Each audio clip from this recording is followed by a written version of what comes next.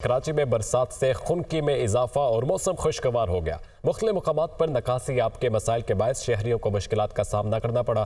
انتظامی اقدامات مخصوص مقامات تک محدود نظر آئے۔ یہ رپورٹ دیکھیے۔ شہر کائت میں موسم خوشگوار ہو گیا۔ صبح سے وقفے سے جاری بارش سے شہری ہاف ڈے تعطیل کے بعد خوب محظوظ ہوتے رہے۔ شہر میں نکاسی آب کے مسائل سے نمٹنے کے لیے انتظامی اقدامات مخصوص مقامات تک محدود نظر آئے۔ برسات کے دوران لائٹ ہاؤس نالے کی صفائی، میٹروپول، شارع فیصل سمیت دیگر مخصوص مقامات سے مشینری کے ذریعے نکاسی آب کے مسائل سے نمٹنے کی کوشش کی جاتی رہی۔ میئر کراچی کی سخت ہدایتیں اور ہم سب ہر جگہ وزٹ بھی کر رہے ہیں، دیکھ بھی رہے ہیں۔ ہماری مشینری، کے ایم سی کی machinery, Karachi water and sewerage board کی مشینری، وہ ان کے اہلکار ہر جگہ موجود ہیں۔ شہر میں تھوڑی سی برسات کے دوران ہی گٹر ابلنے سے صورتحال مزید خراب ہو گئی۔ رہائشی علاقوں، کمرشل مقامات اور مارکیٹوں میں بارش کے پانی کے ساتھ گندا پانی بھی جمع ہو گیا۔ شہر کے نشیبی علاقوں میں برسات کے بعد پانی کھڑا ہو جانے کے باعث شہریوں کو سخت مشکلات کا سامنا رہا۔ علاقائی سطح پر اقدامات نہ ہونے کے باعث شہری اپنی مدت آپ درپیش مشکلات سے نبرد ازما نظر آئے۔ اور ملک کے بالائی علاقوں میں برف باری کا نیا سلسلہ شروع ہو گیا۔ گلیات کی چوٹیوں نے برف کی سفید چادر اوڑھ لی۔ وادی تیرہ میں شدید برف باری کے باعث رابطہ سڑکیں بند ہو گئیں۔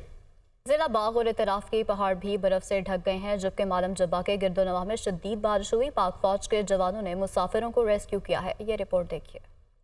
وادی نیلم کے علاقے 8 مقام میں بارش اور شاردہ، کیل، گریس ویلی میں برف باری، سردی کی شدت میں اضافہ۔ لواری ٹنل، کالام اور معلم جبہ کے گرد و نواح میں بھی شدید برف باری۔ پاک فوج کے جوانوں نے برف میں پھنسے مسافروں کو ریسکیو کیا، کھانے پینے کی اشیاء اور ادویات مہیا کی۔ چمن میں درکوزک کی پہاڑی سلسلے پر برف باری کا سلسلہ گزشتہ شب سے جاری۔ سردی کی شدت بڑھ گئی۔ برف باری سے قومی شاہراہ بند، NH1 کی مشینری شاہراہ کو کھولنے میں ناکام ہو گئی۔ گلیات کی بالائی چوٹیوں پر برف باری کا سلسلہ وقفے سے جاری۔ ایوبیہ، نتھیا گلی، ڈونگا گلی اور چھانگلہ گلی میں بھی برف باری، سیاحوں کی گاڑیاں پھنس گئیں۔ ریسکیو آپریشن جاری، متعدد افراد محصور ہو گئے۔ باڑیاں، خیرہ گلی اور مری میں بارش کے بعد سردی کی شدت میں اضافہ ہو گیا۔ سیاحوں کی بڑی تعداد برف باری دیکھنے گلیات پہنچ گئی۔ خیبر کی وادی تیرہ میں برف باری سے رابطہ سڑکیں بند ہو گئیں۔ مکینوں کو آمد و رفت میں شدید مشکلات کا سامنا۔ پہاڑوں نے سفید چادر اوڑھ لی۔ سردی کی شدت میں اضافہ، جبکہ معمولات زندگی بری طرح متاثر ہو کر رہ گئے۔ آزاد کشمیر کے ضلع باغ اور اس کے مضافاتی علاقوں میں برف باری کے باعث رابطہ سڑکیں مکمل طور پر بند ہو گئی۔ دیر بالا اور سوات کے علاقوں میں بھی برف باری کا نیا سلسلہ شروع ہو گیا۔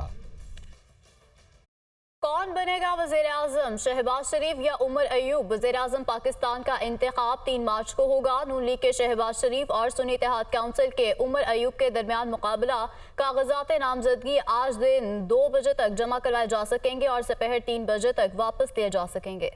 اہم خبر سے آپ کو آگاہ کریں، وزیر اعظم کا انتخاب کب ہوگا؟ نون لیگ کے شہباز شریف اور سنی اتحاد کونسل کے عمر ایوب کے درمیان مقابلہ ہے۔ دوپہر 3 بجے تک کاغذات نامزدگی واپس لیا جا سکیں گے۔ کاغذات نامزدگی آج دن دوپہر 3 بجے تک جمع کروائے جا سکتے ہیں اور وزیر اعظم کے لیے شہباز شریف اور عمر ایوب کے درمیان ایک مقابلہ ہونے جا رہا ہے۔ تو کون بنے گا وزیر اعظم، اس کا فیصلہ 3 مارچ کو ہوگا۔ وزیر اعظم پاکستان کا انتخاب 3 مارچ کو قومی اسمبلی کے اجلاس میں ہوگا۔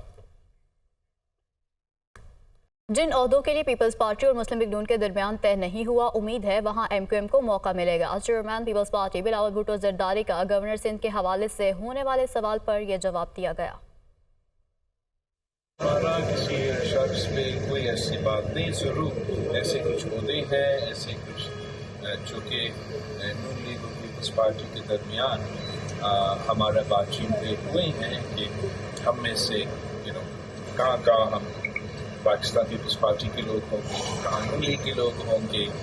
اس پہ جن ایریاز پہ پیپلز پارٹی اور نون لیگ نے بات کیے ہیں وہاں آبویسلی صرف یا نون لیگ ہوگا یا پیپلز پارٹی ہوگا، لیکن جو ہمارا جن جگہوں پہ ہم نے بات نہیں کی یا جہاں ہم نے نون لیگ کے ساتھ کوئی طے نہیں کیا تو وہاں اکوموڈیٹ ہو جائے گا۔ قومی اسمبلی میں اسپیکر اور ڈپٹی اسپیکر کا انتخاب۔ مسلم لیگ نون کے ایاز صادق 199 ووٹ لے کر اسپیکر منتخب ہو گئے۔ سنی اتحاد کونسل کے ملک محمد عامر ڈوگر 91 ووٹ لے سکے، جبکہ پیپلز پارٹی کے امیدوار غلام مصطفیٰ شاہ 197 ووٹ لے کر ڈپٹی اسپیکر منتخب ہو گئے۔ اجلاس کے دوران ہنگامہ آرائی بھی ہوتی رہی۔ اسلام آباد سے یہ رپورٹ دیکھیے۔ नारेबाजी और हंगामा राय से भरपूर कौमी असम्बली का इजलास। सरदार अयाज सादिक कौमी असम्बली के 23वें speaker, Ghulam Mustafa Shah deputy speaker मुंतखब। JUIF, BNP और पख्तूनख्वा मिली अवामी पार्टी के अरकान ने वोटिंग में हिस्सा नहीं लिया। स्पीकर के लिए 291 वोट कास्ट किए गए। मुस्लिम लीग नून और पीपल्स पार्टी के मुश्तरका उम्मीदवार सरदार अयाज सादिक को 199, सुन्नी इत्तेहाद काउंसिल के आमिर डोगर को 91 वोट मिले, जबकि 1 वोट मुस्तरद हुआ। सबकदोश होने वाले स्पीकर राजा परवेज अशरफ ने नौ मुंतखब स्पीकर से हल्फ लिया। अपने इब्तदाई कलमात में अयाज सादिक ने सबको साथ लेकर चलने का ऐलान किया। मेरी हुकूमती और अपोजिशन के बेंचों से गुजारिश है, इख्तलाफ ज़रूर करें क्योंकि इख्तलाफ जमहूरियत का हुस्न है। हुकूमत और अपोजिशन गाड़ी के 2 पहिए हैं। इन दोनों को साथ बिठाना और साथ चलाना और मुशावर करना मेरी जिम्मेदारी होगी। नशिस्त संभालने के बाद स्पीकर अयाज सादिक ने डिप्टी स्पीकर के इंतखाबात का ऐलान किया। इस दौरान नारेबाजी भी होती रही। पीपल्स पार्टी के उम्मीदवार गुलाम मुस्तफा ने 197, जबकि सुन्नी इत्तेहाद काउंसिल के जुनेद अकबर खान ने 92 वोट हासिल किए। इजलास के दौरान तारिक बशीर चीमा ने खुफिया राय शुमारी के कवायद और ज़वाबित की खिलाफ वर्जी करते हुए अपना वोट कैमरे के सामने दिखाया। सुन्नी इत्तेहाद काउंसिल के आमिर डोगर ने कहा कि अगर फॉर्म 45 के मुताबिक नतीजा आता तो मेरे वोट 225 होते। ये इलेक्शन नहीं सिलेक्शन थी, ये सिलेक्शन ऑक्शन के जरिए की गई। वोट डालने वालों के मैंडेट का ना एहतराम किया गया, ना लिहाज किया गया। अगर फॉर्म 45 के मुताबिक इस ऐवान में नतीजा आता तो मेरे वोट 225 होते। ये इलेक्शन नहीं था, ये सिलेक्शन थी और ये सिलेक्शन ऑक्शन के जरिए की जा रही थी। ये ऑक्शन थी। वोट डालने वालों के मैंडेट का यहाँ ना लिहाज किया गया, ना एहतराम किया गया, ना उनकी उस वोट की ताकत के मैंडेट को तस्लीम किया गया, बल्कि जिन्होंने वोट गिने, अगर यही ड्रामा करना था तो इस कौम का 50 अरब रुपया खर्च करने की क्या जरूरत थी। हमारी जीती हुई सीटों का मैंडेट वापस किया जाए। मेरा आपसे मुतालबा है, कल का ये सेशन ताज़ियती सेशन था, ये तारफी सेशन नहीं था, ये ताज़ियती सेशन था। मेरे समेत इस ऐवान में इन मेंबरान में से कोई ऐसा मेंबर नहीं है जिसमें कम से कम 10 पर्चे ना हो, कम से कम 10 मुकदमात ना हो। निसार मैं तेरी गलियों पे है वतन कि जहां चली है रस्म कोई ना सर उठा के चले। निसार मैं तेरी गलियों पे है वतन कि जहां चली है रस्म कोई ना सर उठा के चले। कोई तो चाहने वाला तवाफ को निकले, नजर चुरा के चले, जिस्मो जां बचा के चले। बने हैं अहले हवस मुद्दई भी और मुनसफ भी खुद। बने हैं अहले हवस मुद्दई भी और मुनसफ भी खुद। किसे वकील करें, किससे मुनसफी चाहें। अली अमीन गंडापुर खैबर पख्तूनख्वा के वज़ीर आला मुंतखब हो गए। अली अमीन ने 90 वोट हासिल किए, जबकि उनके मद्दे मुकाबिल अपोजिशन और मुस्लिम लीग नून के रुकन डॉक्टर इबादुल्ला ने 16 वोट हासिल किए। असेंबली में इज़हार ख्याल करते हुए उन्होंने क्या कहा, अभी देखिए।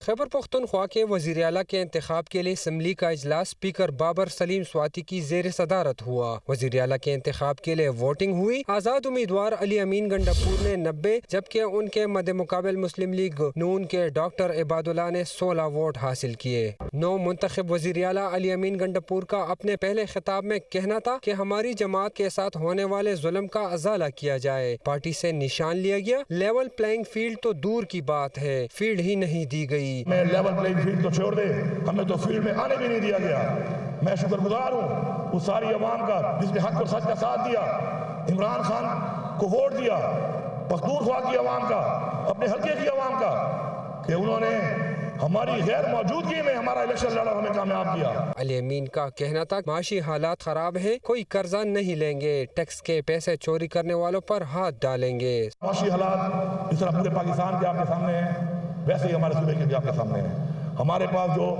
पोटेंशियल सेक्टर्स हैं उनमें हमने काम कर रहे हैं, अपने पाँव पे खड़ा होना है। कर्जे लेकर कभी कौमें नहीं बनती। अली अमीन का कहना था कि हमारे लीडर ने पाकिस्तान की बात की। हमारा लीडर सही कहता था कि हम आज़ाद नहीं गुलाम हैं।